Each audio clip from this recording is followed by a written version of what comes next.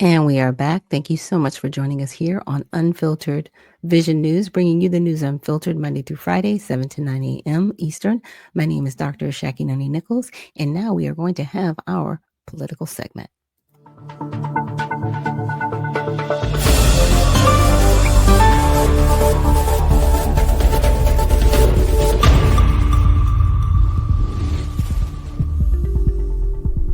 Let's get it on!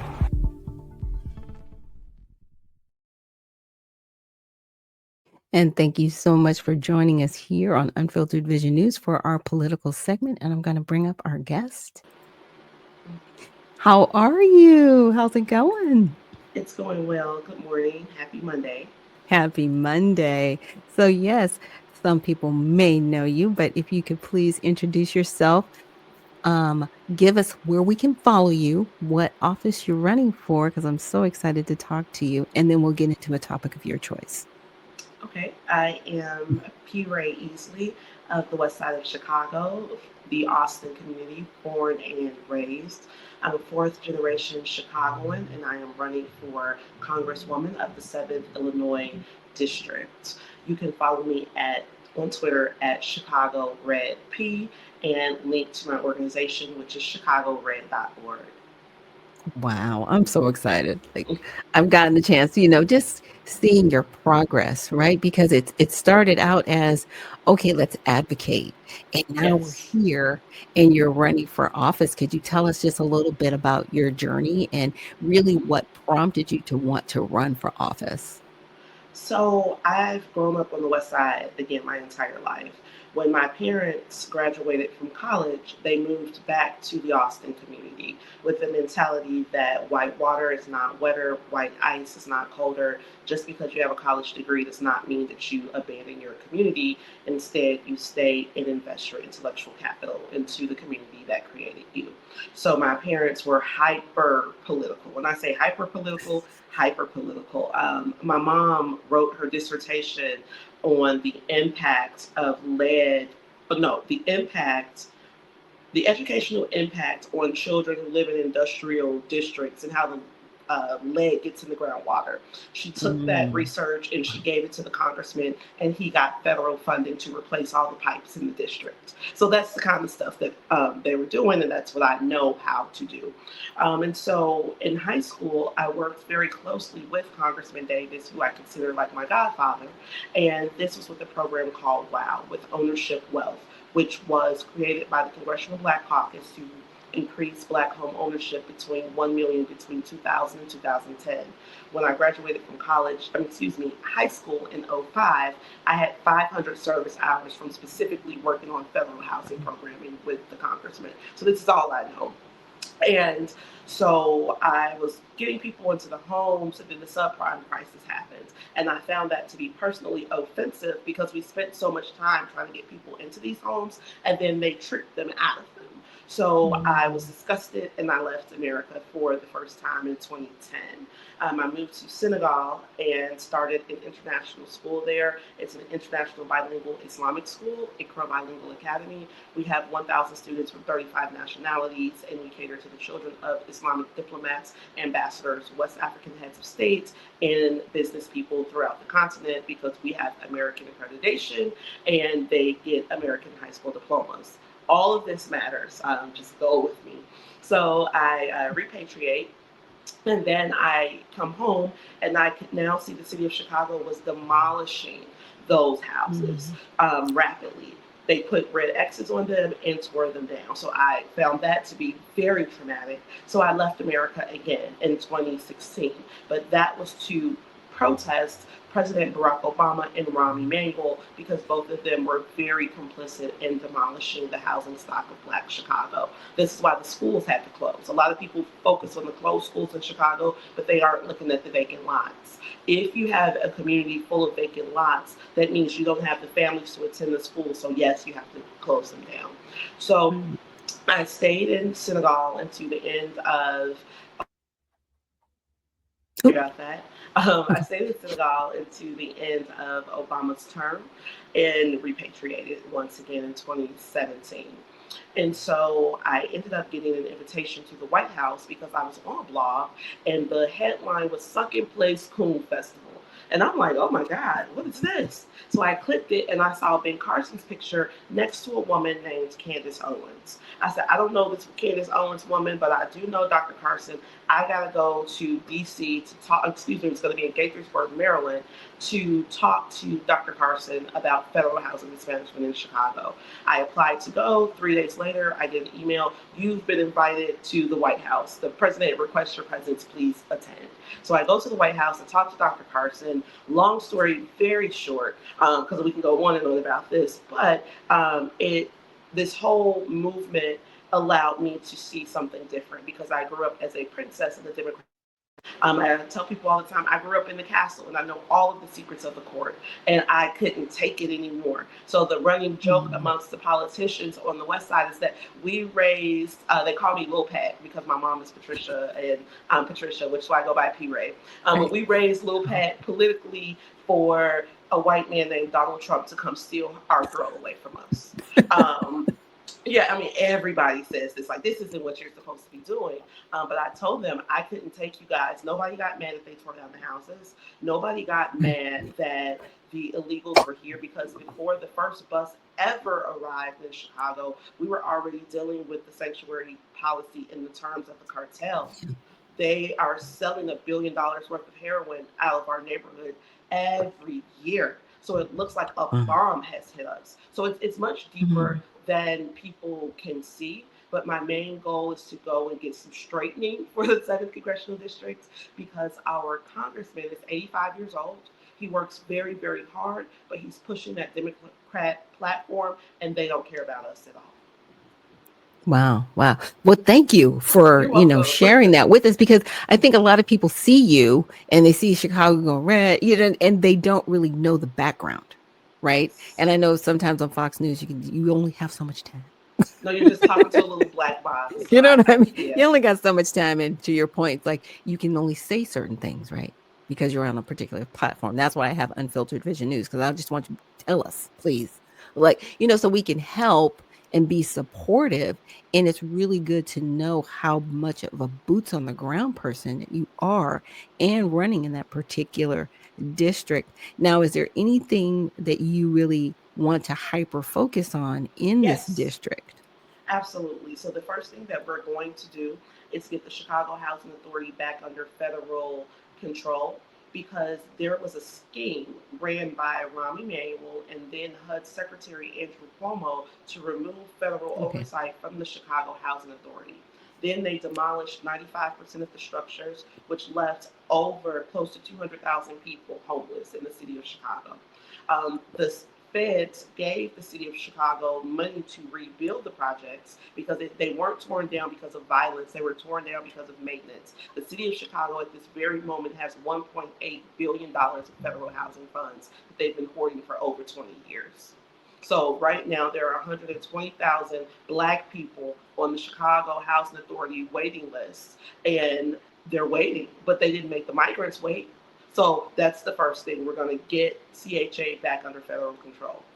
The second thing that I want to really look at as well are the H-1B visas. We have the medical district here in Illinois. I think it's like the largest or the second largest in America. There are like 7 hospitals within this one system.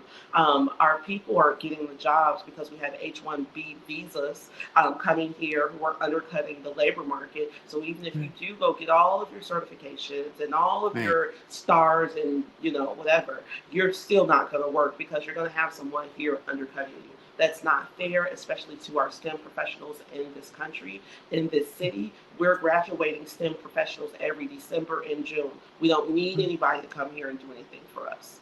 The third thing I want to do is federalize a couple of crimes in the city. And I know people are like, oh, she just wants to lock people up. But it's very important to note that Operation Legend was an initiative by the Trump administration in the first go-round that brought federal agents to municipalities to help them dismantle criminal organizations and solve cold cases. When Operation Legend came to the city of Chicago, they solved 3 murders in my family. 3.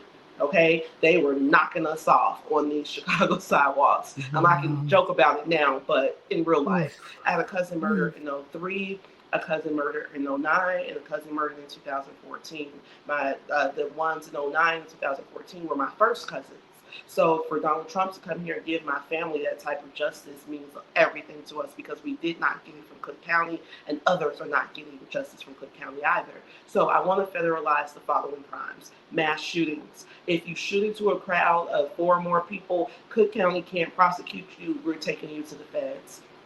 We want to prosecute carjacking. We want to prosecute fentanyl because, again, we are the epicenter of drug trafficking. 95% of the heroin in this country is trafficked off the west side of Chicago. And we want to federalize switches because that's what people are using to spray down these crowds. Here in Chicago, we love having street parties. Love them. When I say love them, Well, you see yeah. girls dancing on top of the police cars. Even the police like being there, right? Everybody's having a good time, but nobody deserves to be shot while that's happening. So we gotta bring in the federal government. So that's another thing that I definitely am going to focus on while I am pushing this campaign because we deserve safety, security, and accountability, and we haven't been getting it here in the 7th Congressional District. And there's no fun in finding comfort in chaos. Wow. Wow. Well, I do want to address and say sorry for your loss and thank you for sharing that with us. Because, like I said, until you really talk to somebody from the area, you really don't see it. And, prior to me bringing you up on stage, I was going over the different cities and just the crime and the criminal activity and how it's happening, and how, even in Chicago, they're really not documenting the illegal criminals that are It's here, right? It's funny that you said that. So I was at the park 2 weeks ago, hanging out with one of my friends. The kids are out there, but there's this big group of Mexicans behind us, and they're playing soccer, all kind of stuff. A police car pulls up in front of us on the sidewalk and says, like, oh, make sure you guys aren't drinking. They're cracking down, blah, blah, blah. But then he said, but, we're not really bothering them. So if they have alcohol or whatever, we don't bother them because we know if we arrest them, that'll put them in the system and possibly flag them for immigration. So I said, y'all not doing so. That's why crime is down. That's exactly why crime is down because Thank you. you guys are not documenting the crimes that they are committing. That is the problem. And that's why we need ICE here. That's why I've been on TV for the past 2 years begging the federal government for help, saying, please come to Chicago. We want ICE. We want deportations. We want the feds. We want everything because the Chicago Police Department has its hands tied. So this is something else I'm going to push for because they were sent here to us at no fault of our own, right? Right. Then as they push this ICE movement, the people in the 7th Congressional District deserve contracts with ICE to help them with this operation because Right. if CPD won't help, we have private security firms that can do all of this work. So Mhm. help us get the contracts, help us get the jobs. That's Yeah. entrepreneurship, that's wealth, that's building the economy, and it's helping make our district safer. So I think that's a fair trade-off. Absolutely. And thank you for You're saying what you welcome. said, because I know, I'm up here, I'm like, I know they're just not documenting the crimes that are happening. We don't have the real numbers. We do not have the raw data to make a proper assessment. So everybody can say, oh, yeah, crime's gone down, because you're not counting the people that are here illegally, which they've already committed a crime, Correct. i.e., That's the crime number illegal part. one. So yeah, that's why I'm doing this. I have a thriving life in Senegal. A thriving life. But I told myself in 2016 it doesn't make sense for me to build over here when I have work to do in my own country. So I'm back. Hustling. Everything that we're doing. I used to be a stockbroker at Merrill Lynch up until May, and I was flipping my corporate paycheck into this movement, which is why I drive a Nissan and not a Jag. Like Understood. this is really real for me because again, this is all I know. This is Mhm. literally all I know how to do is policy, love on my people, and hang out with my neighbors and my family. That's it. And that's all we want to do. We're country people in Chicago, straight up 57 out of Mississippi, Tennessee, Alabama, and Louisiana, and we hold on to that culture. So when we see people who are taking advantage of us, we're going to stand up for ourselves, especially because we grew up listening to sad cotton picking stories, okay? The saddest cotton picking stories you ever Yeah. want to hear. So for Yeah. us to know that our people fled the South, getting away from terroristic Democrats, to run to Chicago, to run into more terroristic Democrats who have redlined us, flooded our communities with drugs, flooded our communities with guns, allowed illegals to come here and terrorize us, taking our tax funds and giving it to them. Um, Another thing that I'm sorry, I'm kind of talking You're quickly, fine. but what took me to City Hall was rehabs. So Mhm. a woman who lives on my block, her name is LaWanda Jones. They've been in their house since like 1980. My grandparents bought our house in 72. So we're very, very close. They actually call my grandmother auntie, so we're all kin. And Mhm. so Wanda was sitting in the living room with her daughter, Amarie, doing their TikTok dance, and a bullet came through the window, hit Amarie in the neck, and she bled to death in front of their whole family. Mama, aunties, uncles, cousins, Mhm. grandmama, brothers, sisters. Okay, the whole family is traumatized. Oh my I God. saw Wanda on the Chicago mugshot page a couple years later wearing Amarie's Rest in Peace t shirt. She was obviously high, and her charge was possession. Now, I was the hostess of a show called Black Excellence Hour, a show for people with high self esteem. And it was here on the radio in Chicago. An alderman called my show and said the first $51 million that we gave to the migrants was opioid settlement money. We were supposed to build rehabs with that money, and we gave it to them. So I went to City Hall and said, put the money back in the rehab fund. My family been paying property taxes for over 50 years. One of the family been paying property taxes for over 40 years. So why aren't our taxes being automatically allocated to us? Don't spend any money from the 37th ward on them. We don't want them to have a dime, okay? Our people need those rehabs. Y'all know that they're selling drugs. Mayor Johnson lives in our neighborhood, so he knows full well what's going Wow. on, and he has the power to stop it. He lives 7 blocks from me, 6, 7 blocks from me. I know his wife. His wife used to be the chief of staff for the 29th ward, which means she knows very well what's going on this west side. But they're playing these games because the Chicago Teachers Union has been going down to Venezuela for over a decade, building relationships with them, inviting them to come up to the city of Chicago and spend our tax money. How is this okay? It's not Wow. okay. And I'm like, guys, why am I the only one upset? They're like, oh no, you're not the only one upset. But Mhm. because the system here is based on non-for-profits and grants, and that money Mhm. is allocated through the government, that exists as an invisible campaign line item. And so people say, I'm with you, girl, but I can't be loud with you because I don't want to mess up my money. So they removed capitalism from the city, made us a socialist society, and now Mhm. the Democratic Party dictates every facet of people's lives because they need their program checks. No, Mhm. this is Mhm.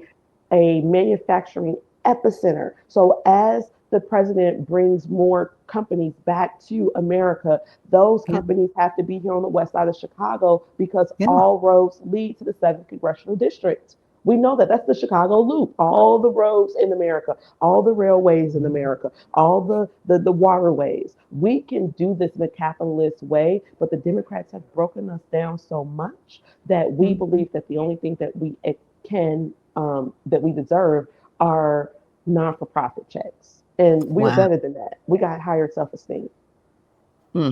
It's one of those things I like to call it corporate welfare, right? Yes, But technically, it isn't corporate welfare because, unfortunately, nonprofits and charitable organizations they don't make anything. They supply a service that, unfortunately, isn't audited. So you really never know what outcomes should be, right? Like they're correct, not saying, okay, 50% of the people we helped from being homeless, they now have jobs.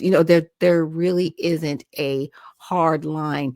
If you do not, progress and give results, you're not going to get any more funding.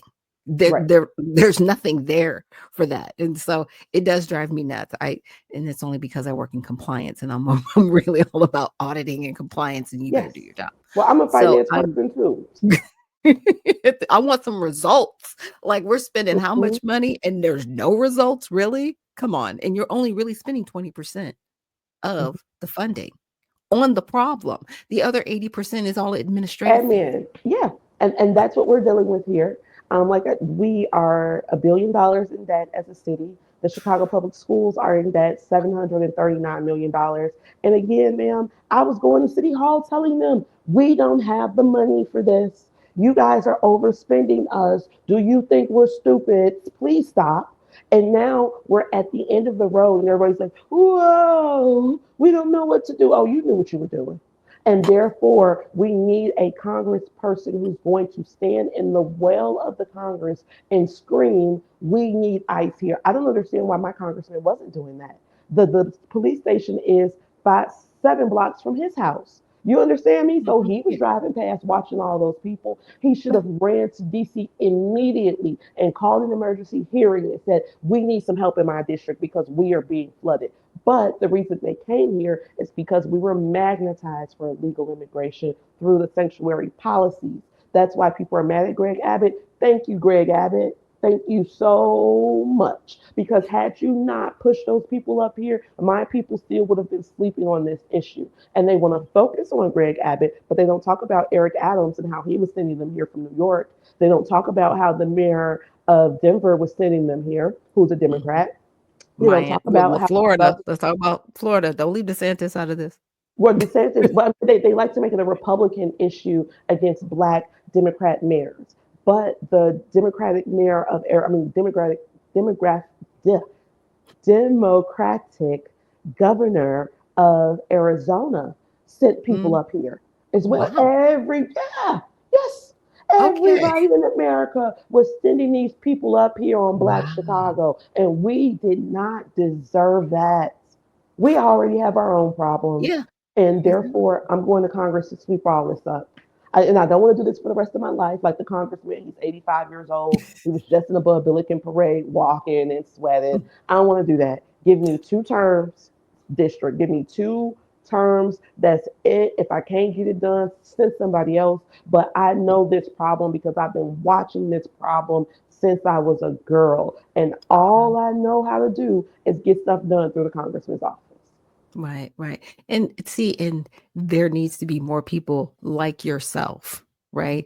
That I know you're not bought and paid for. And I know you want to get the work done. So I need everybody who's listening, who's watching this, to make sure that they follow you and not just follow you, but support you. Guys, it takes, $5, $10 a month consistently or more to run a really credible campaign. And we need P Rae times 100 around the country, but really in Chicago, because like it's been insult to injury. And I'm just so glad that you are running. But I'll let you have last words. So yeah, Last words are this. I want everybody to know that the Negro is American as sweet potato pie. Not apple pie, sweet potato pie, because that's our pie.